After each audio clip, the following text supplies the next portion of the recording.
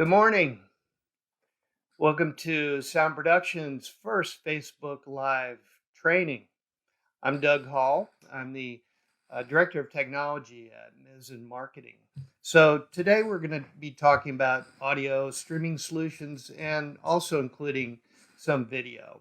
But our primary focus here is on audio streaming. A couple of weeks ago, when our church called me up and said, "Hey, how do we do this? We can't do church services live anymore." So we started scrambling, figured it out. Um, as soon as you get into multiple cameras and multiple mics, you're in a whole new ball game.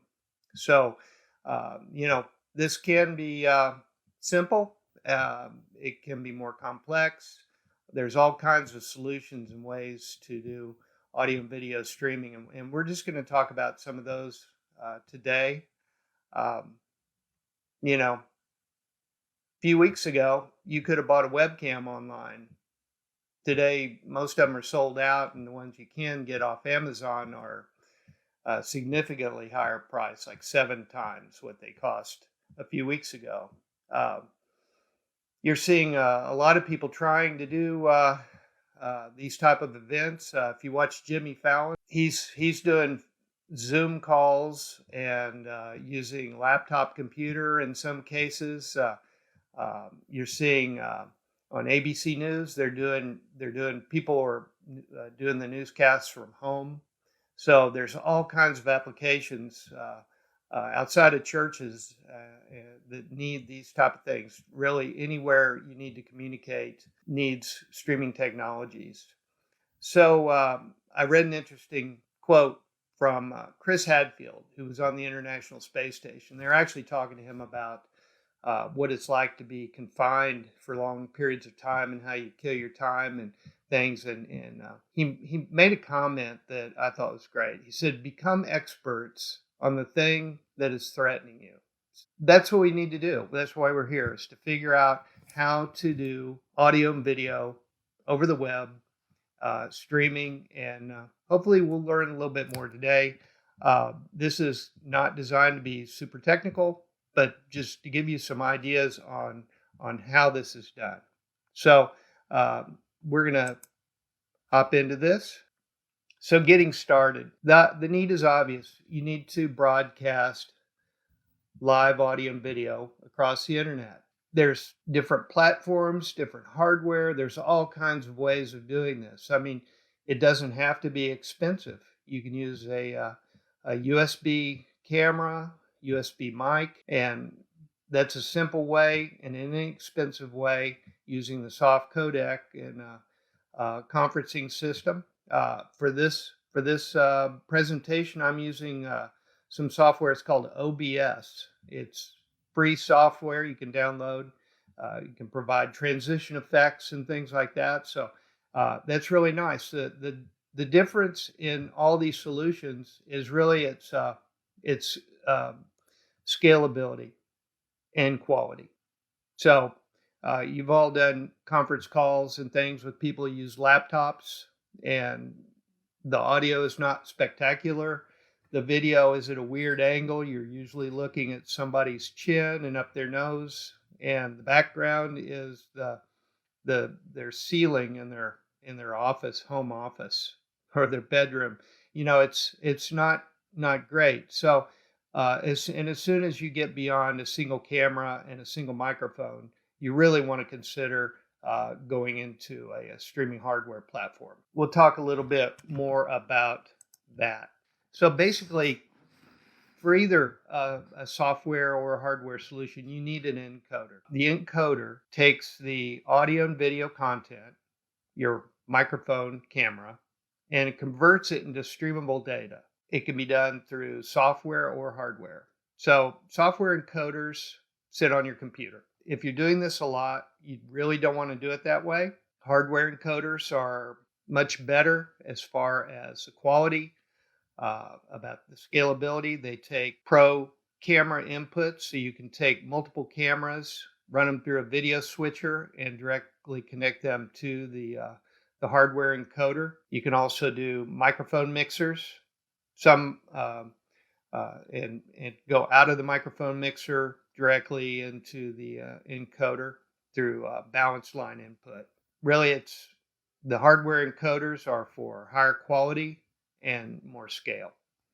Software encoders work great. If you're just doing a Zoom call or Skype, USB camera works great. So again, what do you need for web calls? It's pretty simple. Um, you can have as I mentioned, the USB mic and camera. But if you want to step it up a notch, go with a professional interface, computer interface that takes balanced mic inputs. If you do constant calls, I really like, my favorite is a desktop gooseneck mic. I'm using a clock audio boundary layer mic that sits on my desk. It's very low profile, doesn't get in the way. It's got good quality. Uh, the gooseneck mics you can get even better because you can get close to it, get that proximity effect, get deep bass, and your voice sounds great when you're on a web conference call with a lot of people. Having a really great mic and camera really sets you apart from everybody else on the call. And it's a lot of it's about professionalism. We're having to constantly be on these calls, so you may as well look good and sound good.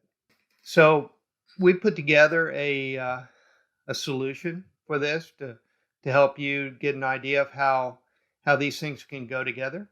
So for web conference, you can use a USB camera. Of course, there's many choices, and then a USB audio interface.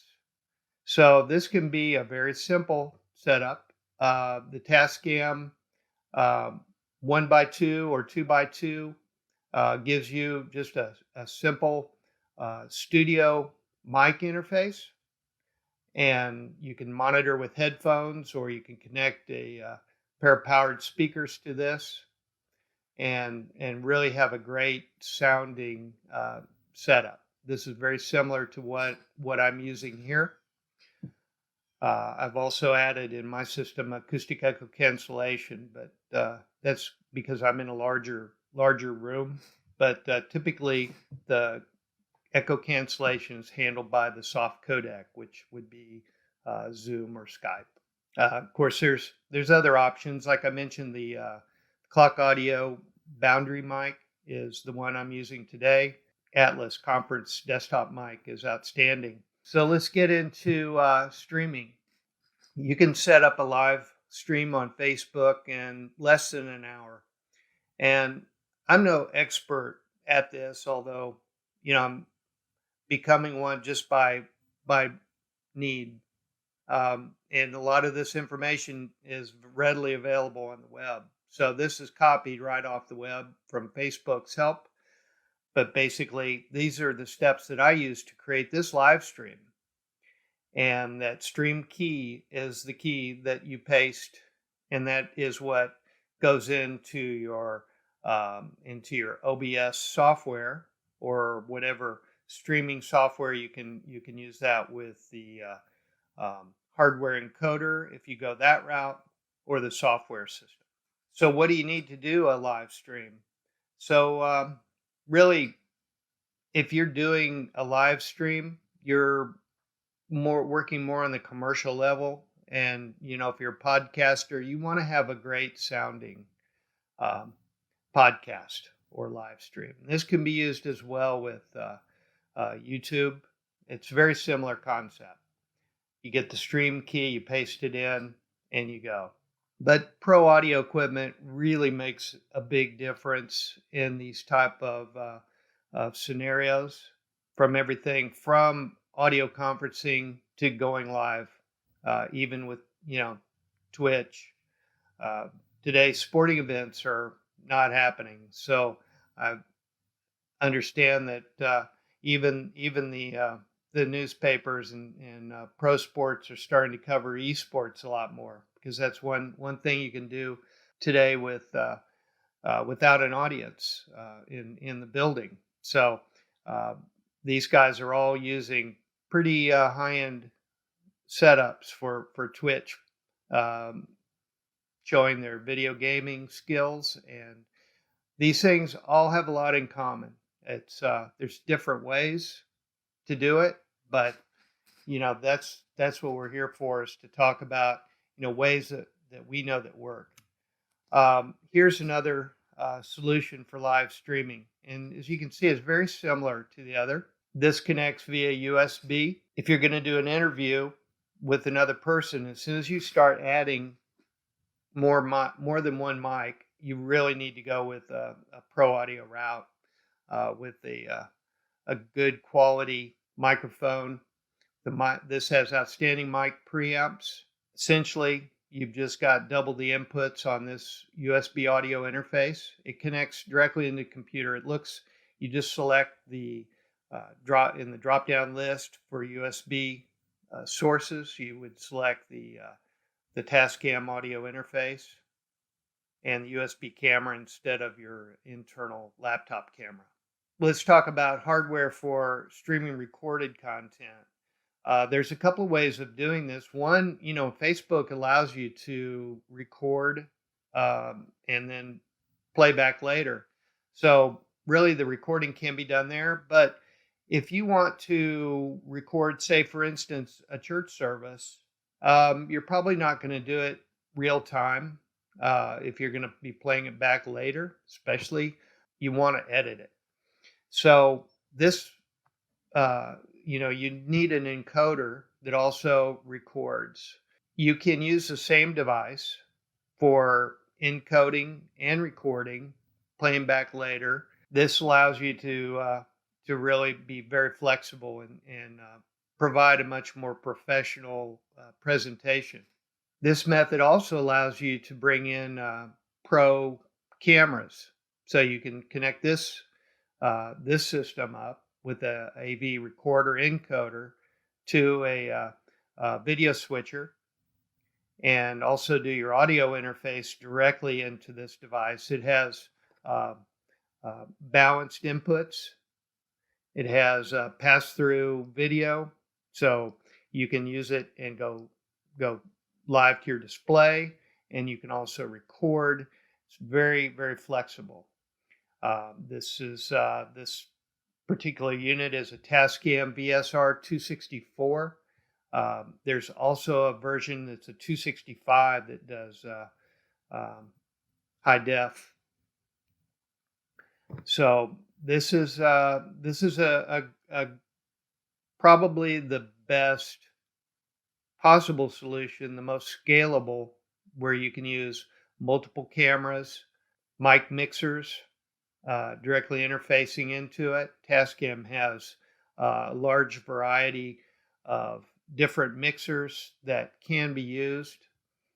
These mixers go all the way from 1x2 to 32 input. So if you're wanting to do things like live stream a band, that's also another thing. Musicians don't have an outlet for their performances, so this gives them the opportunity to be able to connect their mixing console directly to a computer and do live streams.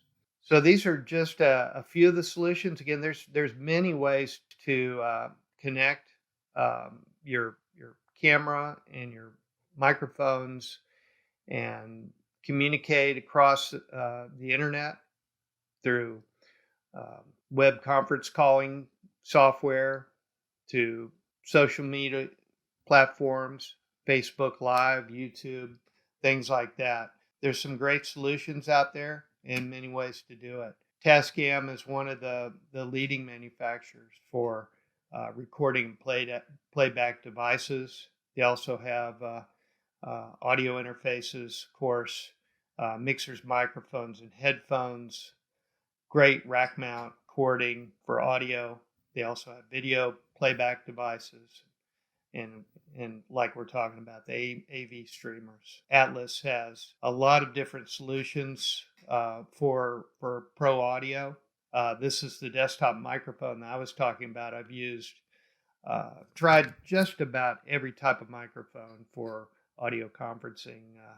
And this is one of my favorites. I've even tried large diaphragm condenser microphones, and you can really get some great sounding audio off of these. The gooseneck mic is very nice for your desk to do this, and it also has a built-in switch and an LED indicator to show whether it's on or off. This is the boundary layer mic I was talking about. These are great for desktop. Cluck Audio also makes up to a 4-element boundary mic that you can use in a small conference room, or if you have several people that need to speak and it will come across as one mic input. That's a great solution if you trying to do an interview or an audio conference with multiple people. They also have a fantastic ceiling mic that can be used in larger conference rooms for web conferencing. It's called the TIM 1000. It's called a TIM because it's a tracking intelligent microphone, and it has an array of elements that will track the person speaking across the room. It cancels out all the other sounds in the room, so it feels more like you've got hired your own audio boom operator to follow the people around the room that are speaking. It's pretty amazing. Joe Stopka is with Tascam, and he mentioned that distance learning is perfect for the VSR. That's the encoder. So this is a great higher ed type of and really K through 12 type education product that can be used for transmitting audio over distance. There's a comment from Evan Chronister. Any observations on syncing audio and video? I noticed many live streams are out of sync. I'm not an expert on that. I believe that a lot of it has to do with the bandwidth. A lot of times you'll see a live stream and you'll get some jitters in the video, but the audio will continue and they usually will sync back up. Kevin Wright says, just a reminder, make sure you have the bandwidth from your provider. If you'll be doing a lot of streaming for your home or business, if you exceed your plan, you could be charged. Yeah, that's true. Streaming from your phone can use a lot of data, particularly. Michael Paz says, can a PreSonus mixer be used as an audio interface to stream live music with multiple instruments and vocals? Was the best way to do so? I'm not that familiar with the PreSonus. I know that the Tascam mixers have the USB audio interface. If PreSonus doesn't, and they are fine mixers, you can take the output of that and run it into one of the audio interfaces. That Tascam 2x2 is a great choice for that. So, there's definitely ways to do these things. Larry Wilkins asks, how does OBS compare to Zoom? So OBS is free software. So it works great. They just have some limitations. You probably will find out what they are, and you'll need to go to a more pro paid for streaming software. But the difference again with OBS and Zoom is a platform for communication. So it establishes a two-way audio and video communication with multiple participants. OBS is primarily for streaming. Do the mics you're using require phantom power? From John Zentner. Yes and no. So if it's a condenser mic, in this case, the one that I'm using here on my desk is a condenser boundary layer mic, and it does require phantom power. The Tascam audio interfaces do provide that, a 48 volt phantom power, so no problem there, and they have outstanding mic preamps. Great question from Steve Brodsky. Can you talk about the compression and limiting that Zoom applies and how to bypass that? Does using a USB audio interface avoid that problem? Uh, I would not recommend bypassing the compression and limiting if you're using a USB mic. If you're using your own digital signal processor, uh, yeah, you can definitely bypass the Zoom um, compression and limiting. And there's some other things. You just have to go in the settings and bypass those. Those are definitely super user features. But if you're really striving to achieve the best possible audio, you can do things like that. One more thing Mike Ponzak says is there's a simple way to test a setup or trial run that you could suggest. Uh, yeah, yeah. So you can test all this like in Zoom and Skype. They have great test tools before you start talking. You can record and it'll play back for you so you can listen to the way it sounds. Skype is really good at that. It's very easy to use. For Facebook Live, I just did one on my own homepage real quickly, and I just ran it and then went back and listened to it. So, and you get a friend to do it. It's to listen. So, anyway, I'd just like to thank everybody for being here. Sound Productions for hosting this event live. To Simon Ludu with Clock Audio, um, Joe Stopka with Tascam, and all the SoundPro and Mizzen marketing team. Thank you and good night.